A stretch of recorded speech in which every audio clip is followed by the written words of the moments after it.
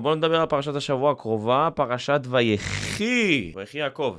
נכון. אנחנו דיברנו פרשה קודמת על יוסף, שנפגש עם יהודה, נכון? נכון. ואמר לו שהוא לא יכול להשאיר את בנימין מאחורה, ואז יוסף לא יכל להחזיק את זה יותר, והתגלה בפניו שהוא יוסף, וכאילו קרא לאחים, גם התגלה בפני כולם. נכון. אז הוא אמר, תביאו את אבא, כאילו תביאו את יעקב, נכון. היה בצורת, כולם באו למצרים, עכשיו זה ויחי ביעקב. תסביר לי, תרחיב לי על פרשת השבוע. נכון, אז זה ויחי, הפרשה מתחילה, ויחי יעקב במצרים 17 שנה. זאת אומרת, מה זה ויחי יעקב? אז שואלים, רגע, שנייה, יעקב ירד למצרים. מצרים הייתה באותה תקופה ערוות העולם. מה זה ערוות העולם? שיא הטומאה. שיא הטומאה, כל דבר שם היה בטומאה.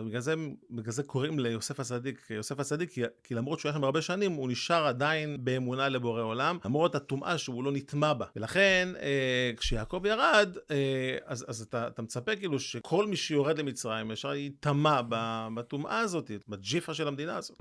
ולכן שואלים, אז איך אתה יכול להגיד ויחי? כי ויחי זה חיבור, ויחי זה לחיות את בורא עולם. אז באים ומפרשים ואומרים, גדולי החסידות למעשה, אומרים שמצרים היא אמנם כביכול מקום, אבל היא, כמו שדיברנו מקודם, היא תודעה. כשאומרים מצרים, מתכוונים מיצרים. זאת אומרת, בן אדם שהוא יורד למצרים, אז הוא למעשה נכנס למיצרים, אותם כעסים, אותם פחדים, אותם דאגות שיש לו שמצירים עליו, כן?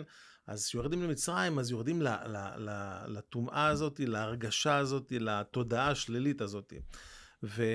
ויעקב ידע לעשות את החיבור הזה, ועדיין להישאר חי, זאת אומרת, גם במצרים. זאת אומרת, אמנם טכנית, פיזית, הוא היה במצרים, שהיא באמת ערוות כל העמים, והיא מקום גרוע לכשעצמו, אבל עוד פעם, ברגע שהתודעה שלך היא לא במקום עצמו, כי המקום הוא, כמו שאמרנו, מגבלה, אלא אתה מבין שגם מצרים זה בורא עולם, וגם מה שקורה שם זה בורא עולם, אז אתה נשאר ויחי.